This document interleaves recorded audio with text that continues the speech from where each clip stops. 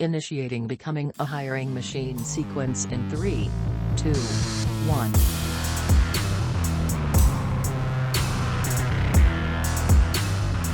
But I'll be covering all things client side. So we have like the beginner level and we have the slightly more advanced level.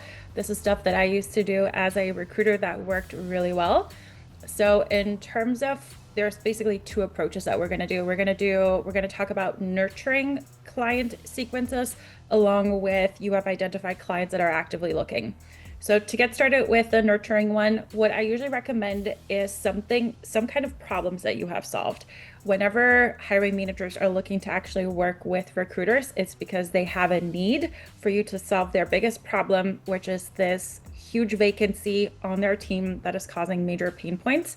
So the best way to kind of go about it is create a nurture sequence where you are sharing different things. So that can be success stories that you have had in the past, maybe a difficult search, maybe where a client was struggling with something. So one example of that is a client lost a really great candidate to a counter offer. And so you've dealt with that, and how have you dealt with counter offers in the past, and just sharing some advice that hiring managers run into quite frequently. So that can be counter offers. It can also be, why are candidates ghosting? Have you identified any trends? How have you kind of like figured out to work with it and prevent any kind of ghosting? Have you noticed any signs of candidates potentially like just kind of like throwing like little breadcrumbs where you know they're about to ghost us? What are those? And kind of like share those with the hiring managers that you're looking to work with, that you have worked with in the past for nurturing purposes. You can also talk about like some of your success stories in terms of like, hey, we work in this niche, we're highly specialized in this. So whenever hiring managers come to us asking to find a mechanical engineer or something like that, in the manufacturing setting, we usually have 3 to 5 that are actively looking.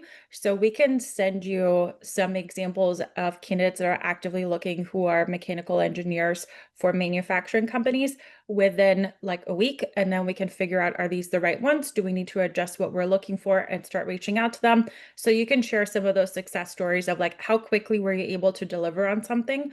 And always phrase it in a way that is in the best self-interest of the hiring manager. So not, hey, we're a really great recruiting firm that solve a lot of great problems, but literally explicitly say, these are the problems that we have solved. This is how quickly we have done it. That's what kind of like hiring managers want to see. And this is kind of like where you can jump in. And so anytime that you see some kind of like problem that you're coming up against quite often, this is where you can then just type up a quick little like newsletter. You can send it out right then and there, or you can schedule it for next week. So that's the nurture side of things. If you are noticing that somebody's actively looking, usually there's some kind of job posting on there, and the job posting will say, what are the 3 to 5 things or problems that this position needs to be able to solve? So whenever you're looking at a job description, you can usually read through it and know, okay, so it looks like they probably have problems 1, 2, and 3 that they're looking for this new hire to solve. If you have anyone in your database, whether that is actively looking or you have placed someone, you can then reach out to them and say, hey, I noticed that you are looking for somebody who has solved XYZ. I've worked with a candidate that has done this to solve that particular problem. This is how they approached it. These were the results that they got. This candidate is no longer on the market, but I can find you similar ones. Let me know if you want to have a quick conversation about this or if you're all set. And that way you can kind of like start like a sequence. So you can either pitch a candidate that you actually have and use the STAR method. So the STAR method is the situation, the task, the action, and the result. You then want to cover the STAR, use the STAR method to address 1 or 2 of the problems that you have identified in the job description, and then just send them over. Or the other option is, if you have worked with someone in the past, but they're not actively looking, you could say, hey, I've had someone like that, and pitch them using the STAR method. And you can definitely use AI to craft something for you. So if you have a job description, you can literally paste it into AI and say, hey, here's the job description. Can you identify the problems that this position needs to solve? And then once you have those, you can then find a candidate and say, hey, I have a candidate, they have done XYZ in the past, use the STAR method, situation, task, action, result, and write it and phrase it in a way where it makes it very obvious that they have solved these 3 to 5 problems that you have identified from the job description. And that way you can just plug that into an email sequence. So you can use either active candidates that you have that are actively looking. So this is for NPC pitches. If you want to do it for business development, or if you have worked with someone in the past, you can mention that.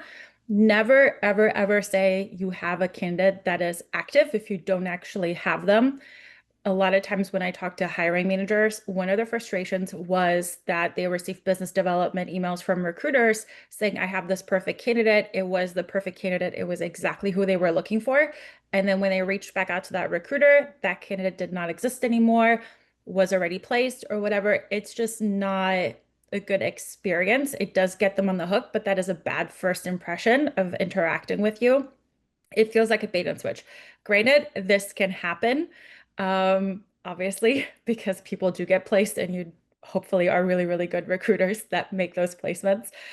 So eventually those candidates will be off the market, but never pitch someone that you don't actively have. If you've worked with someone in the past, just say that you have worked with a person that has XYZ. They will understand and know, okay, this person does not exist anymore. They are somewhere else. They're happy, but they were able to find the right person before. Odds are they can find someone again. They're more than likely then going to be happy to work with you.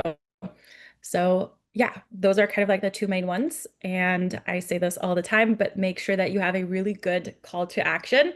Don't just say, let me know if you're interested, but also include, hey, if you don't want to hear from me anymore, no hard feelings, just let me know. I'll take you off our email list. That way you're not bothering people that don't want to hear from you. That's usually not that good anyways, and you can leave them alone. Otherwise, if you keep pestering them, they might send you to spam. That is really not good for you. You don't want that. And that way you at least know. And if they maybe don't want to hear from you about this particular topic, sometimes they will say, I do want to hear about XYZ, or do you have some thoughts on XYZ topic? So those are the two kind of like nurturing approaches that you can take. And the call to action can lead you down a whole new rabbit hole of conversations, as long as you include something like, and if you're not interested in this, just let me know. I'll take you off our list. People will then usually respond and be like, either take me off the list, or I don't care about this, but I do want to hear a little bit more about this, or what are your thoughts on XYZ problem? While we're on that note about CTAs in general, I would love just, yeah, Vivian, any thoughts you have on how do you kind of define success around CTAs, or like if someone wanted to start experimenting with CTAs at the end of emails in a nurture sequence, how could they start to experiment with that a little bit and see what's working, what's not? Is it all just qualitative, like, oh, people seem to respond to this one more, or what should they do? So this is where I would recommend setting up some kind of like A/B campaign. And depending on how many variants you have, you can literally use the same exact email, but then try different call to actions just to see what's the difference in response rates between the different variants, where the only difference between the variants is the call to action. Most of the time, what I see is let me know if you're interested, or when is a good time to chat. Those will only then get some kind of action from somebody that wants to act on it immediately, which means you're excluding anybody who currently doesn't want to hear from you, and you're not really getting feedback on what else they might be wanting to hear from you. And that's where you're missing out on potentially other topics that might actually be interesting to hiring managers, and kind of like get some inspiration for what to talk about.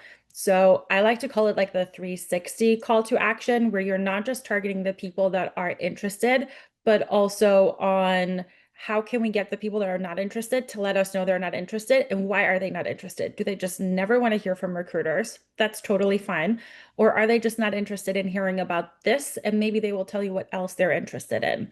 So that way you're getting feedback. For email deliverability, the number one thing is getting as many responses as possible. So you do want people to let you know they're not interested. That improves your overall domain health, and you're going to be sent to the inbox as opposed to spam or the promotions folder where things can get lost.